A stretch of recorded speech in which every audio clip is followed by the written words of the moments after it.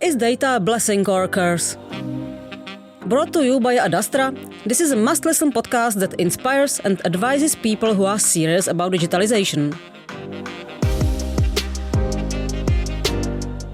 Her journey into data governance started with an Excel sheet. Today, she uses KPIs to track how well her team's introducing data products across Česká spořitelna, one of the largest banks in the Czech Republic. And this fall, she's organizing a conference called Dobrodata, with all proceeds going to support palliative care. Meet Pavlína Vajgarová, Data Intelligence Lead at Česká spořitelna. Pavlína, welcome to the show. Thank you for the invitation.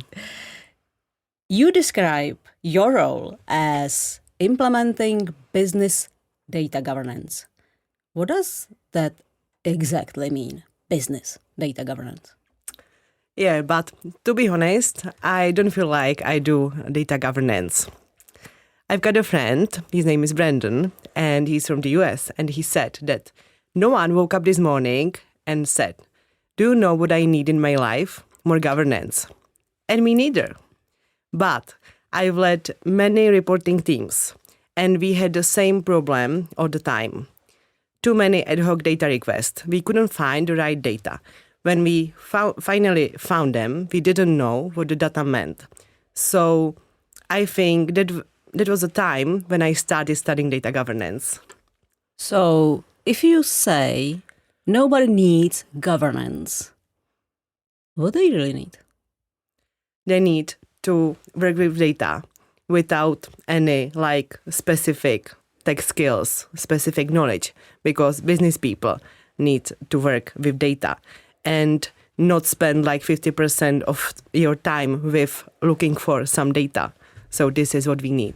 But the solution is called data governance for that. Yes. Okay, so how did you start with data governance? What was the aha moment for you when you realized that you are doing data governance actually? It was 3 years ago during strategic planning. My boss told me, "Pavlína, you will democratize data. You will bring them closer to our internal customers." And Iveta, our area lead, added, "I've got a cool name for this activity. It will be Data Boutique." And I didn't know what to do. I took some time, but I've accepted this challenge. I created a little virtual team. We chose one business unit called Financial Health. And we went through many in-depth interviews. I sent hundreds questionnaires, and we prepared prototype. It was data catalog, business terms linked to data locations. This all linked to L2 semantic layers, where each attribute was user-friendly, described in a human language. And this all linked to templates in Tableau, so users can take it and start using it. And yeah, we made this. So with Data Boutique, the impact was significant because in this particular area, we saved 50% time of data analysis spent by data analysis. So, and management realized that we need some more mature, scalable solution and framework. So they gave me an opportunity to create my last team, data intelligence team, and our mission now is to have data shareable and findable for everyone. Across the whole Česká spořitelna, it's 10,000 employees, right? Yes. Yes, we started with a retail part, but it will be for the whole Česká spořitelna. If you are saying, my goal was to democratize data, what was the original reason? What was the original issue and why they thought that the democratizing the data helped them? The original issue was really that we had too many ad hoc data requests. And what means too many? Dozens a day or dozens a month? Yeah, dozens a month, I would say. And the capacity of data team is limited. So, and business needs data quickly, and they don't have time to wait. And they wanted some kind of self-service solution, so I think this was original reason. And if you are talking about internal customer, who is internal customer in Česká spořitelna for the data team? Like the marketing people, the finance people, or? Yeah, it could be marketing, could be finance, could be some people from some business types, like personalization or customer solutions. So when we go through roles, it could be product owner, it could be business analyst, customer journey expert. Okay, so you started to build a data catalog. You started to describing the data so that everyone understands if I have a name of what, if I have a term, I don't know, due date. What does it mean? Yes, what does it mean? And who is responsible for? In what domain is this term used, or what domain owns this term, and what are similar business terms maybe, and where is this business term located in a data data landscape, data world. So you start with a small POC. This was on which data or which business unit? Yeah, who was like the first victim? It was financial health from FIT tribe. FIT means financial interactions tribe. And it was an application that you can meet on the branch when you go to the branch as our client. So banker will go through this application with you and help you with some products. With some kind of this advisory. And the goal of the POC was to show what was the result that you were able to judge and say it was successful or not? Yeah, I really wanted to save some time and really bring data closer to people from this financial health. But I didn't want only presentation or methodology, but something very real.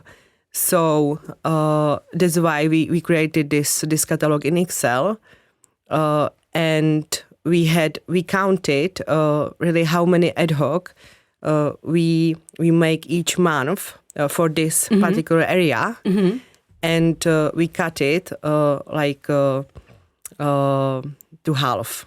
So, okay, so what you were able to show to your manager was, hey, we saved 50% of the report requests. This was the result? Not like, we can say report, but we call it ad hoc analysis. So it could be ad hoc analysis. Yeah, but 50% decline in the requests. Yeah.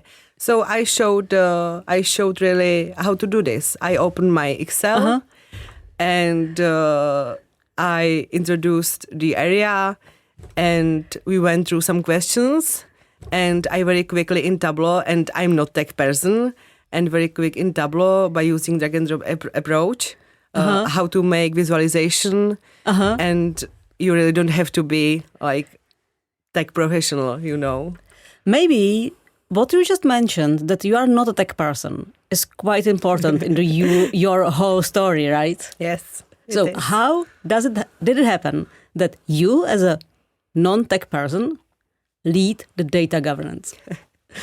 It happened by mistake, I would say, because it was like 11 years ago, so it's a long time.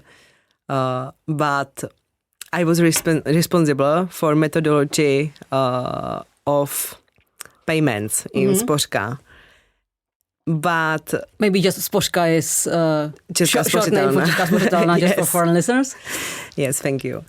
But I needed some numbers and analysis, and it was really hard for me because I went to like many trainings and I visited some courses, but it was very hard to get data.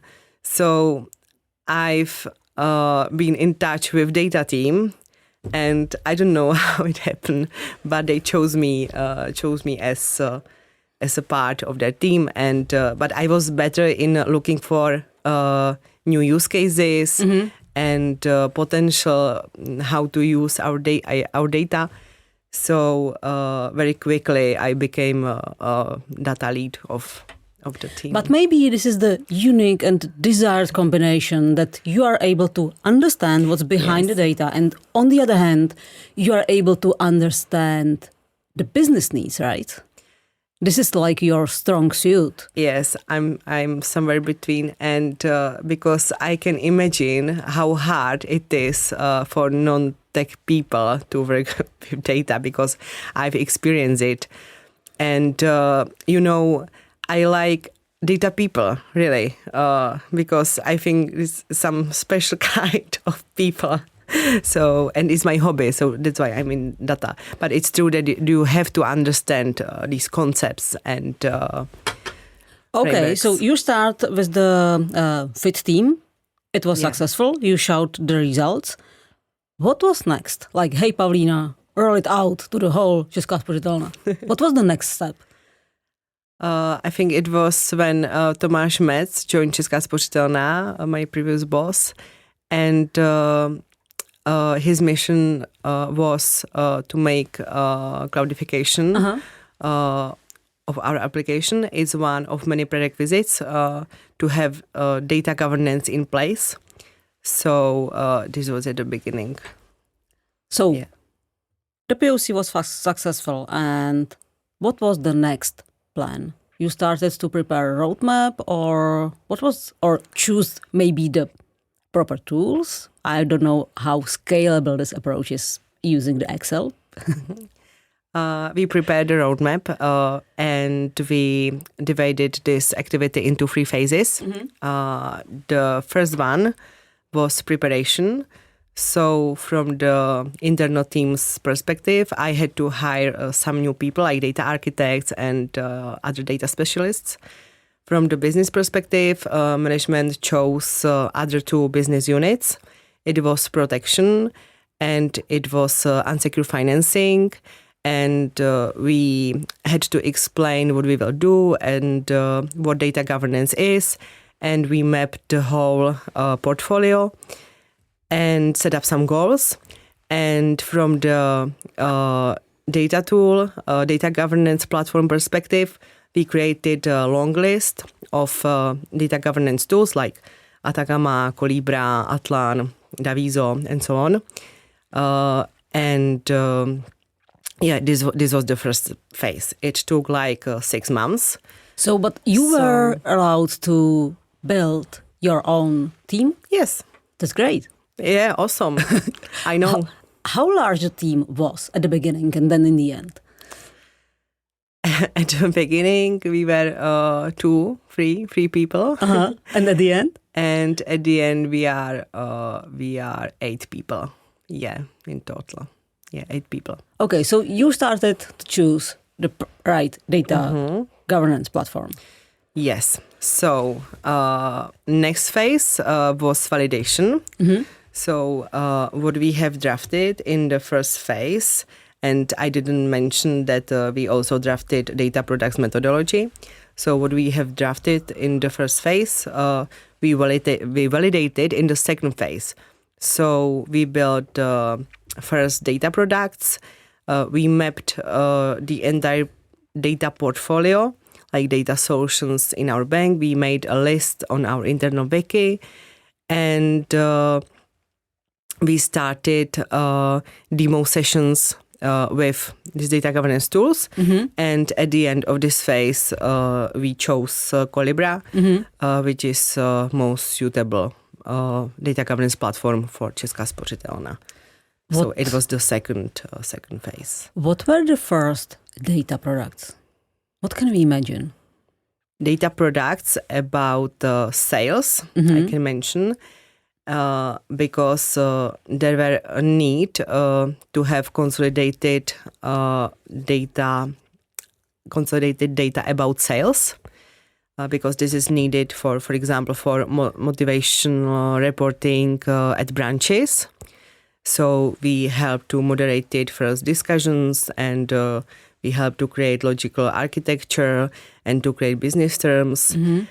And so this, the main part were data from this two pilot areas, like, as I mentioned, protection and unsecured financing.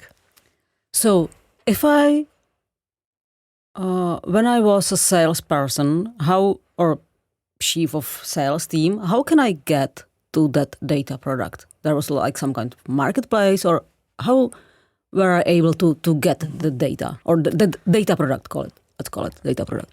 Yeah. We always had, for example, report catalog or some list of data products at Wiki. But in the future and at the end of this year, you will go to Colibra and and you will search for some product, and you will, I hope you will find it. So there will be one central place, and our employees will have to register all metadata into this center place. We are still talking about like few data products as POC and then the roadmap. What's the, like, not the final goal, because it's probably ongoing journey for all time long, but how many data products would like Česká spořitelna have? Or how much data would they like to democratize and maybe build in some kind of data mesh, if we can call it like that? I want to say that we don't implement data mesh, like full data mesh. But to be honest, I'm no specialist in data mesh. And even I didn't read the book from Zhamak, but my architects did. But I think, to have properly described metadata, you don't need to apply data mesh. And that's what we are doing. Because it doesn't matter if you have a centralized or decentralized portfolio, but we really want to make the whole portfolio to be visible and findable and shareable. So what you want to say is we can even have a centralized data, but if the data products are easy to find for the users, that's enough. There are two approaches because I don't see any reason why some business domain should care, for example, about data that we have to send to Czech National Bank, So it does make sense to have some consolidated,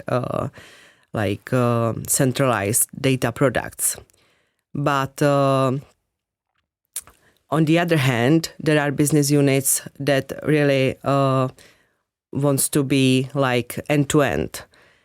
And there it makes sense to train the people and to have to build their own data products and to have independent teams. Okay, so and how do you measure? And I know that you measure that, and you had even a lesson in the USA last year about how you measure your success with the data products and democratizing the data. So how do you measure how the people effectively use the data products within Česká spořitelna? The measuring is truly unique because according to Gartner research, 90% of all organizations don't measure data governance. And it is one of many reasons why data governance programs fail. So we have several metrics. And we started with these metrics before implementation of Colibra. Because you need to know, and we want to compare the state before and after. So, and I can be more specific. So, for example, we measure NPS of data requests, which I want to see as high as possible. Or we measure time. You measure net promoter score for data products. Yes. You're like asking the users. Yes. Like, how would you judge this product? Or how would you recommend this product to other users? Something like that. Yes. What score do you have now? Of the NPS? It depends, but it's pretty high. But it's team from team. It's different, But it's pretty high, and it's around 30. I would say it's really pretty high. Yeah. And okay, so we have the NPS. So what are the other metrics? Sorry for jumping in, but I was curious if it's really the NPS. Yeah. Another metric could be time to market,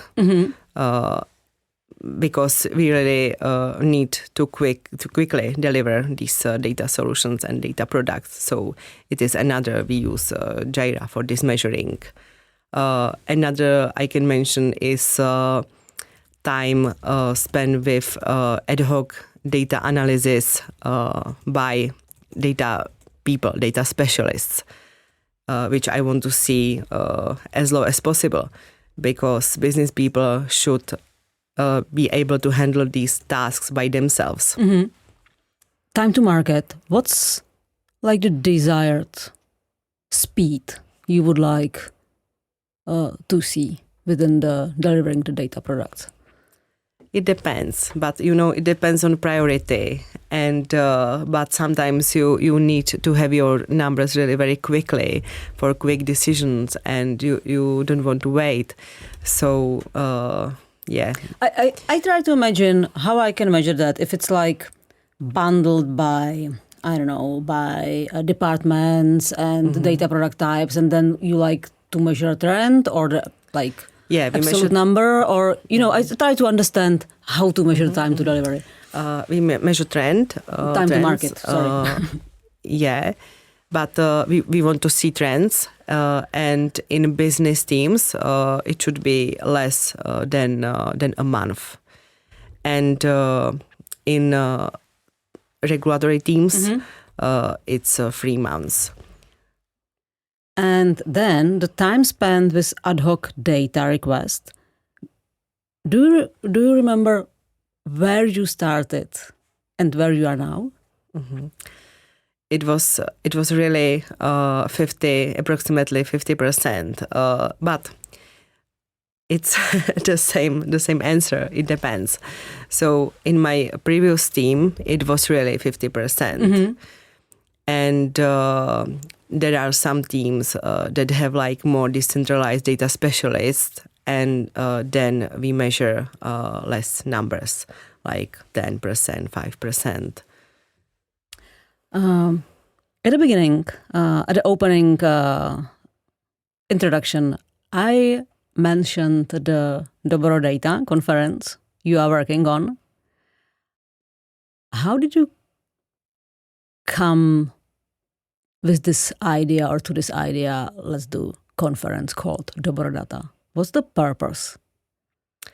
I've attended many conferences, data conferences, and I missed something that will be focusing more on how to make real impact instead of more business and higher profit. So this is the reason why Dobro Data. In English, it's something like data with a good intention. And in my career, I've met like many incredible leaders and people who run their own businesses and really help to society.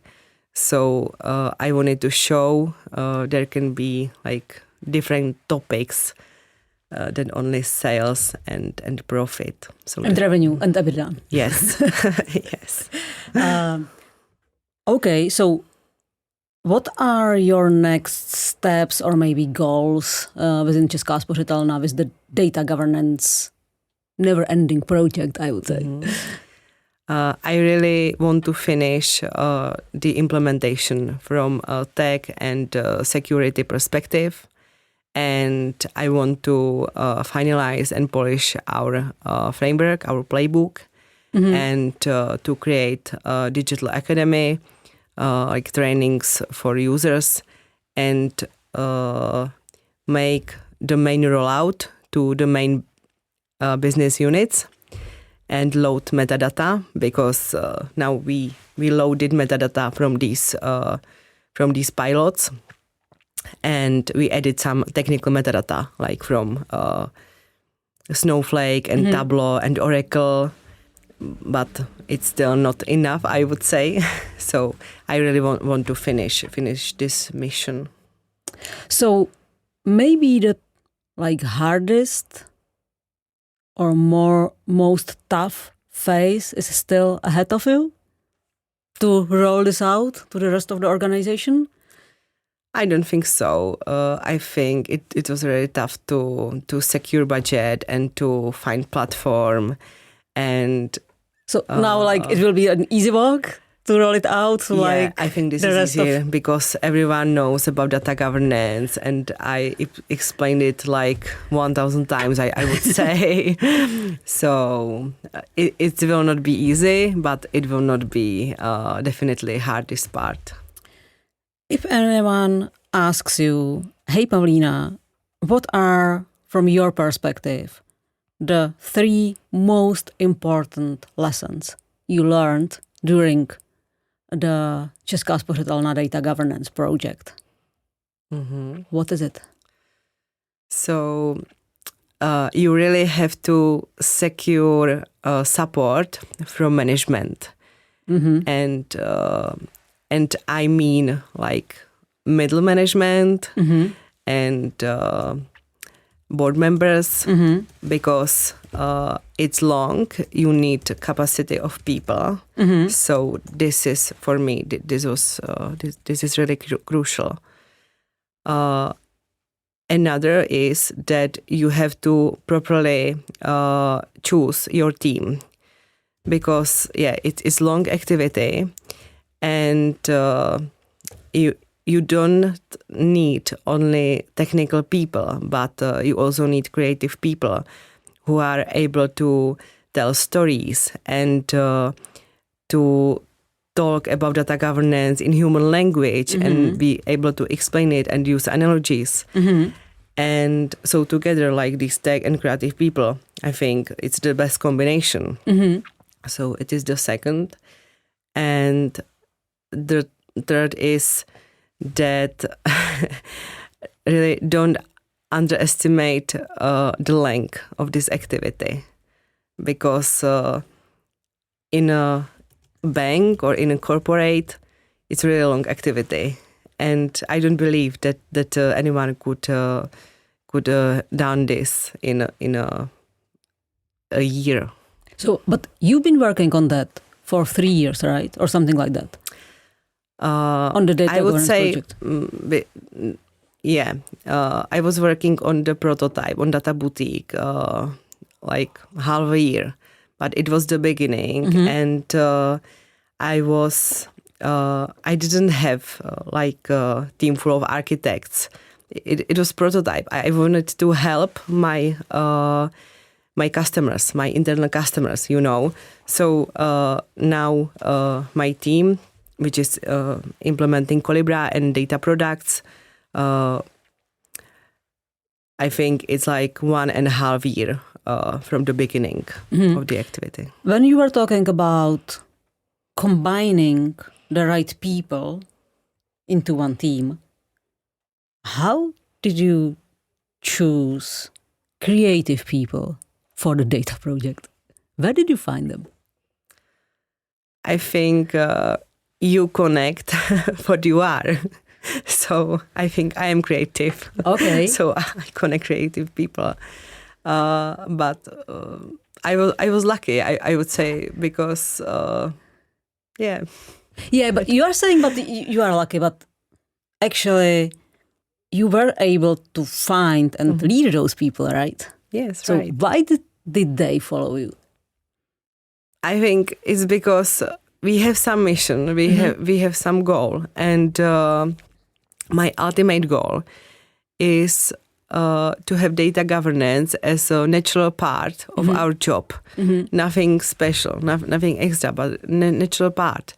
And really to help people, to help business and data analysts. And this is my mission. And these people follow me and they like this mission. So, and you mentioned as advice number 1, the support from your management team, including the middle and top management.